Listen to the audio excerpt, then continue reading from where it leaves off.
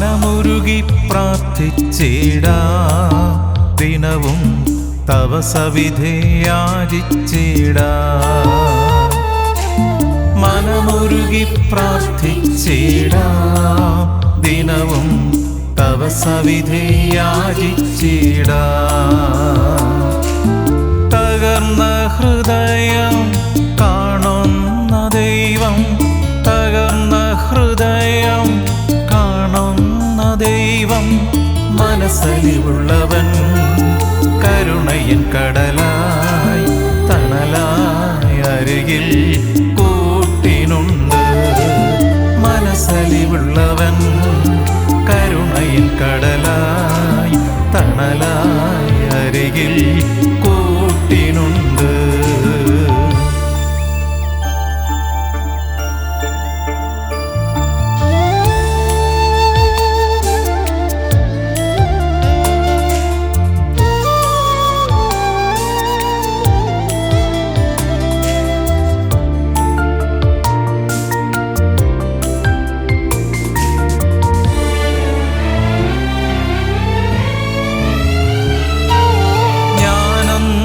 കരയുമ്പോൾ അരികിലണഞ്ഞ അമ്മയെപ്പോലവൻ വാത്സല്യമേകും. ഞാനൊന്നു കരയുമ്പോൾ അരികിലണഞ്ഞ അമ്മയെപ്പോലവൻ വാത്സല്യമേകും. ഇടറുന്ന പാതയിൽ തളരുന്ന പാദങ്ങൾ തഴുകിത്തലോടുമെന്നാത്മനാഥൻ. ഇടറുന്ന പാതയിൽ തളരുന്ന പാദങ്ങൾ തഴുകിത്തലോടുമെന്നാത്മനാഥൻ. മനമുരുകി പ്രാർത്ഥിച്ചിടാ ദിനവും തവ സവിധേ യാചിച്ചിടാ.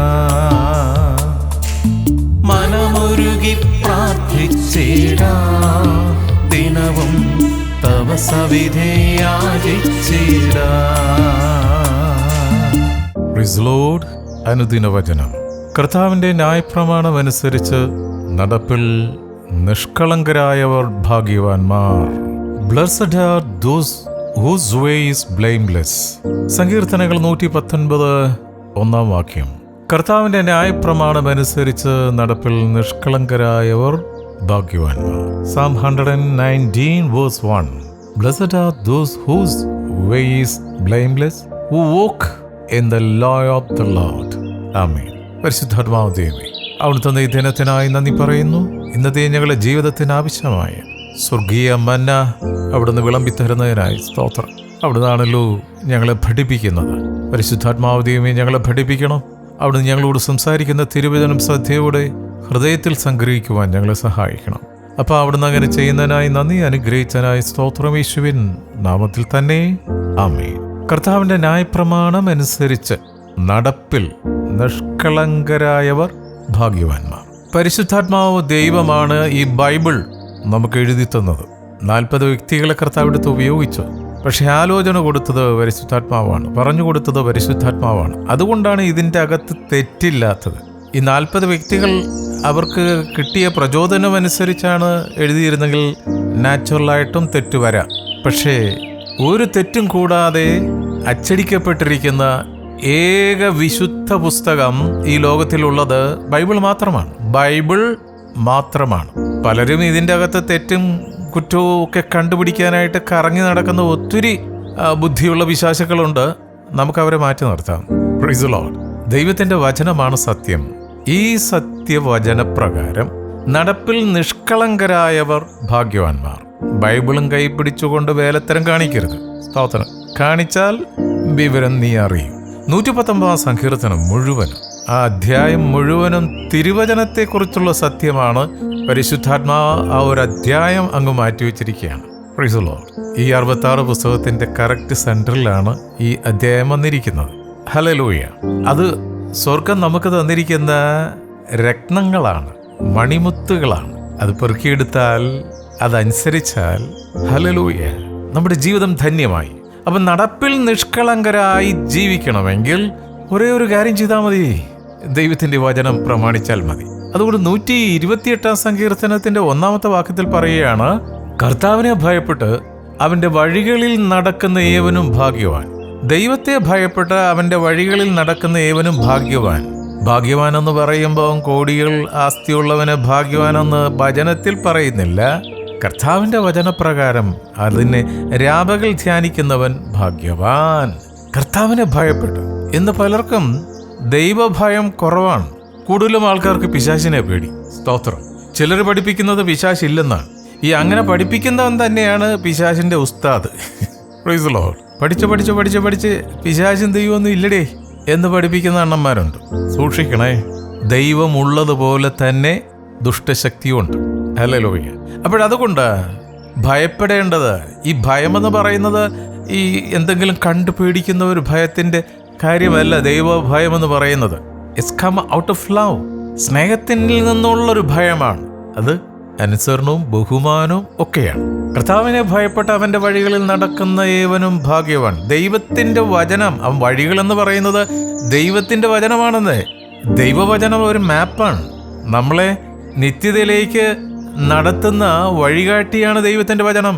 ദൈവത്തിന്റെ വചനം 119 സങ്കീർത്തനം 105 വാക്യത്തിൽ പറയാണ്, നിന്റെ വചനം എൻ്റെ കാലിന് ദീപവും പാതയ്ക്ക് പ്രകാശമാണ്. സോ ദൈവത്തിന്റെ വചനം ഒരു ടോർച്ചാണ്. അപ്രകാരം നാം ദൈവത്തിന്റെ വഴികളിൽ നടക്കുമ്പോൾ, വചനത്തിൽ ജീവിക്കുമ്പോൾ, ദൈവം നമ്മൾ നോക്കി പറയുന്നത് എസെക്കിയേൽ പ്രവാചകന്റെ പുസ്തകം 11 വാക്യത്തിലുണ്ട്, അവർ എനിക്ക് ജനമായും ഞാൻ അവർക്ക് ദൈവമായും ഇരിക്കും. ഹല്ലേലൂയ. ദൈവത്തിന്റെ വചനം പ്രമാണിക്കുന്നവർ, ദൈവത്തിന്റെ മക്കൾ ദൈവത്തെ അനുസരിക്കും. എങ്ങനെയാണ്? നിങ്ങളെന്നെ സ്നേഹിക്കുന്നെങ്കിൽ നിങ്ങൾ എൻ്റെ വചനം അനുസരിക്കും. കർത്താവേ ഐ ലവ് യു എന്നൊക്കെ പുറകെ നടന്ന് പറയാം. ഐ ലവ് മൈ ജീസസ് എന്ന് ഹൃദയം തുറന്ന് പറയുമ്പോഴുള്ള ആ വചനത്തിൽ നിന്നുകൊണ്ടുള്ള ഒരു പ്രൊക്ലമേഷനാണ്, ഒരു പ്രഖ്യാപനമാണ്. സ്തോത്രം. അപ്രകാരമുള്ളവരുടെ ജീവിതം കാണുമ്പോഴേ അറിയാം അവർ മറ്റുള്ളവർക്ക് ഒരു മാതൃകയായിരിക്കും. അപ്പോൾ ദൈവത്തിന്റെ വചനം അനുസരിക്കുന്ന മക്കളെ നോക്കി കർത്താവ് പറയുകയാണ്, അവൻ എൻ്റെ മകൻ, അവൾ എൻ്റെ മകൾ. സ്തോത്രം. അങ്ങനെ ദൈവത്തെ ഭയപ്പെട്ട് ജീവിച്ചിട്ടുള്ള ആൾക്കാർ ബൈബിളിലുണ്ട്.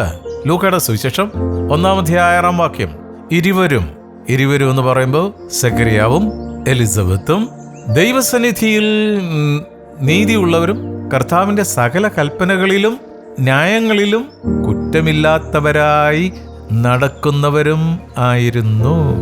ഹല്ലേലൂയ. സ്നാപക യോഹന്നാന്റെ മാതാപിതാക്കളെ കുറിച്ചാണ് ഈ പറയുന്നത്. അവർ രണ്ടുപേരും നീതിയുള്ളവരും കർത്താവിന്റെ സകല കൽപ്പനകളിലും ന്യായങ്ങളിലും കുറ്റമില്ലാത്തവരായി നടക്കുന്നവരായിരുന്നു അവർ. Hallelujah. Is it something impossible? No, it's possible. സക്കറിയാവും എലിസബത്തും നമ്മളെപ്പോലെ മജ്ജയും മാംസമുള്ള മനുഷ്യരായിരുന്നു. ഹല്ലേലൂയ. യാക്കോബ് ശ്ലീഹായുടെ വചനത്തിലേക്ക് നമ്മൾ വരുമ്പോൾ, യാക്കോബ് ശ്ലീഹയുടെ ലേഖനം 1:25 പറയുകയാണ്, സ്വാതന്ത്ര്യത്തിന്റെ തികഞ്ഞ ന്യായപ്രമാണം ഉറ്റുനോക്കി അതിൽ നിലനിൽക്കുന്നവനോ കേട്ടുമറക്കുന്നവനല്ല, പ്രവൃത്തി ചെയ്യുന്നവനായി താൻ ചെയ്യുന്നതിൽ ഭാഗ്യവാൻ ആകും. സ്തോത്രം. അതുകൊണ്ട് ദൈവവചനം കേട്ട് വഞ്ചിക്കപ്പെടരുത്. അത് ഏറ്റെടുത്ത് അനുസരിക്കുന്നവരായിരിക്കണം. അല്ലല്ലേ? ഓരോ പ്രഭാതത്തിലും നമ്മളെ ശക്തീകരിച്ച് ബലപ്പെടുത്തുന്ന ദൈവത്തിന്റെ വചനമാണ്. അത് ഒരു ചെവി കൂടെ കേട്ട് മറ്റൊരു ചെവി കൂടെ കളയാനുള്ളതല്ല. അത് ഹൃദയത്തിൽ സംഗ്രഹിച്ച് വചനം പ്രചോദിപ്പിക്കുന്നത് പോലെ, പരിശുദ്ധാത്മാവ് ദൈവം നമ്മളെ പ്രചോദിപ്പിക്കുന്നത് പോലെ ജീവിക്കാനുള്ളവരാണ്. ഹല്ലേലൂയ. അപ്പൊ ദൈവത്തിന്റെ വചനപ്രകാരം ഈ ഭൂമിയിൽ ജീവിതം നയിച്ചിട്ടുള്ള വ്യക്തികളുണ്ട്. സദൃശവാക്യങ്ങൾ 11 20 വാക്യത്തിൽ പരിശുദ്ധാത്മാവ് ഒരു കാര്യം പറയുന്നത്, വക്രബുദ്ധികൾ കർത്താവിന് വെറുപ്പാകുന്നു, നിഷ്കളങ്ക മാർഗികളോ അവന് പ്രസാദം. ഹല്ലേലൂയ. നിഷ്കളങ്ക മാർഗത്തിൽ നടക്കുന്നവർക്ക് കർത്താവിന്റെ ഹൃദയത്തിൽ എപ്പോഴും സ്ഥാനമുണ്ട്. ഹല്ലേലൂയ.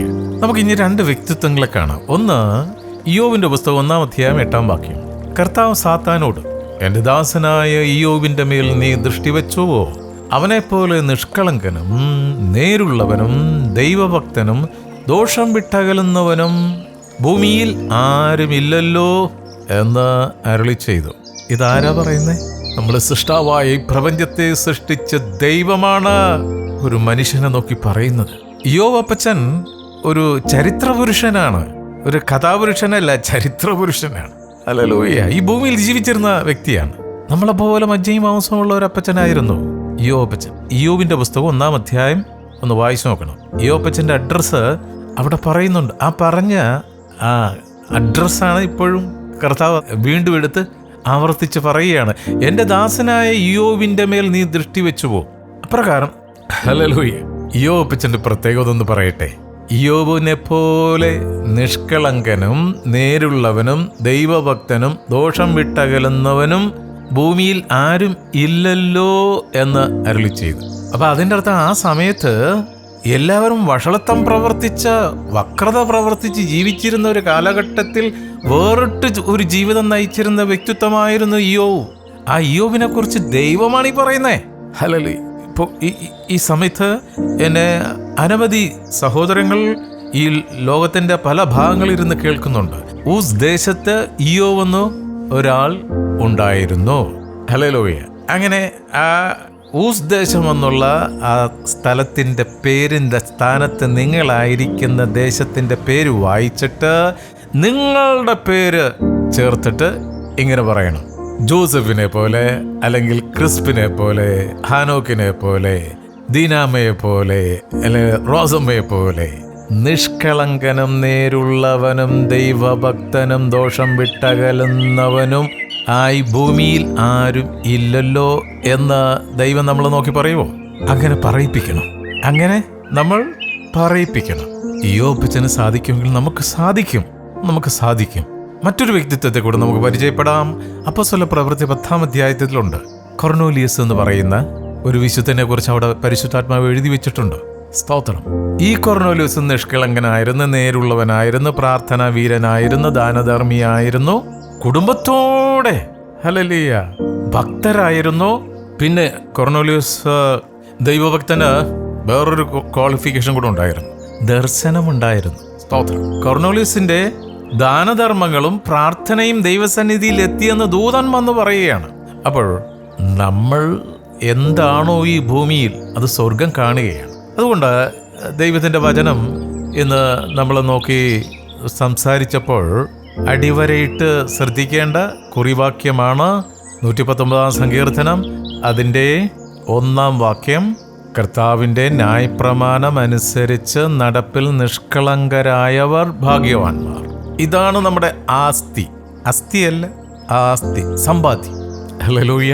നമുക്ക് നമ്മളെ തന്നെ പരിശുദ്ധാത്മാവിൻ്റെ കരങ്ങളിൽ സമർപ്പിക്കാം. വക്രതയും കോട്ടവുമുള്ള തലമുറയുടെ നടുവിൽ നിന്ന് വിളിച്ചു വേർതിരിക്കപ്പെട്ട ഒരു വിശുദ്ധ വർഗമാണ് നമ്മൾ. ആ നമ്മളുടെ വിളിയും തിരഞ്ഞെടുപ്പ് ഉറപ്പാക്കിക്കൊണ്ട് ദൈവത്തിൻ്റെ സന്നിധിയിൽ നിഷ്കളങ്കരായി ജീവിക്കുവാൻ നമുക്ക് ദൈവസന്നിധിയിൽ തീരുമാനമെടുക്കാം. അതിനെതിരെ നമ്മളുടെ ജീവിതത്തിൽ കടന്നു വരുന്ന എല്ലാ അന്ധകാര പോരാട്ട ശക്തികളെ ശാസിക്കുവാനുള്ള അധികാരം പരിശുദ്ധാത്മാവ് ദൈവം നമുക്ക് തന്നിട്ടുണ്ട്. ആ അധികാരത്തോടെ സ്തോത്രം നമുക്ക് മുന്നോട്ട് പോകാം. ഇയ്യോബിനെ സാത്താൻ തൊടാഞ്ഞത് ഈ ഒരു ക്വാളിഫിക്കേഷൻ അവനുണ്ടായതുകൊണ്ടാണ്. തന്നെയുമല്ല, ദൈവത്തിൻ്റെ ഒരു വേലി, ഒരു സ്വർഗീയ സംരക്ഷണം ഇയ്യോബപ്പച്ചൻ്റെ ജീവിതത്തിൽ ഉണ്ടായിരുന്നു. അതേ സംരക്ഷണം തീർച്ചയായിട്ടും ദൈവം നമുക്ക് നൽകും. ഒരു ദുഷ്ടശക്തിയും നമ്മളെ തൊടത്തില്ല. ഹല്ലേലൂയ. എത്ര വലിയ യുദ്ധം നേരിട്ടാലും, എത്ര വലിയ ശത്രുക്കൾ വന്നാലും നമ്മുടെ ജീവിതത്തിൻ്റെ വേലിയെ ഭേദിച്ച് കടക്കില്ല. അതേപോലുള്ള സംരക്ഷണമാണ് ദൈവം നമുക്ക് തന്നിരിക്കുന്നത്. ഈ പ്രത്യാശയോടെ ജീവിക്കാം. ദൈവം നമ്മളെ അനുഗ്രഹിക്കട്ടെ. പ്രാർത്ഥിക്കാം. ഹല്ലേലൂയ. സ്തോത്രം, സ്തോത്രം, സ്തോത്രം, സ്തോത്രം. സ്നേഹവാനായ പിതാവേ, ഇന്ന് തിരുവചനം ശ്രവിച്ച ഓരോ മക്കളെയും അനുഗ്രഹിച്ച് പ്രാർത്ഥിക്കുന്നു. അവിടുത്തെ തിരുവചന പ്രകാരം ഞങ്ങൾ നടപ്പിൽ നിഷ്കളങ്കരായി ജീവിക്കാൻ ഞങ്ങളെ സഹായിക്കണമേ. ഞങ്ങൾക്ക് ചുറ്റും ഞങ്ങളുടെ ജീവിതത്തെ കളങ്കപ്പെടുത്തുന്ന രീതിയിലുള്ള കർത്താവെ, ലോകത്തിൻ്റെതായ പ്രലോഭനങ്ങളിൽ വലിച്ചിഴയ്ക്കുന്ന വലിയ ശക്തികൾ ഞങ്ങളുടെ ജീവിതത്തിൽ എതിരെ വരുമ്പോൾ അതിനെ തരണം ചെയ്ത് ശക്തിയോടെ മുന്നോട്ട് പോകാൻ ഞങ്ങളെ അവിടുന്ന് സഹായിക്കുന്നതിനായി സ്തോത്രം. ഞങ്ങൾ ഓരോരുത്തരുടെയും പ്രാർത്ഥനാ സഹായം ആവശ്യപ്പെട്ടിരിക്കുന്ന ഓരോ മക്കളെയും തിരുക്കരങ്ങൾ സമർപ്പിച്ച് പ്രാർത്ഥിക്കുന്നു. ഞങ്ങൾ ഇന്നത്തെ ദിനത്തിനായി നന്ദി പറയുന്നു. ഞങ്ങളുടെ തലമുറകളെ അനുഗ്രഹിച്ചു പ്രാർത്ഥിക്കുന്നു. ഞങ്ങൾക്ക് തന്നിരിക്കുന്ന എല്ലാ ഭൗതിക നന്മകൾക്കായി സ്തോത്രം ചെയ്യുന്നു. അവിടുന്ന് തരുന്ന കൃപാവരങ്ങൾക്കായി നന്ദി പറയുന്നു. ഇന്നത്തെ ഞങ്ങളുടെ പ്രവൃത്തികളെല്ലാം തിരുക്കരങ്ങളിൽ തരുന്നു. അവ ഇന്നതെന്നറിഞ്ഞ് അവിടുന്ന് ഞങ്ങളെ അനുഗ്രഹിക്കുന്നതിനായി സ്തോത്രം. പ്രാർത്ഥനയും യാചനയും കേട്ടിരിക്കാൻ നന്ദി അപ്പ. യേശുവിൻ നാമത്തിൽ തന്നെ. ആമേൻ, ആമേൻ, ആമേൻ.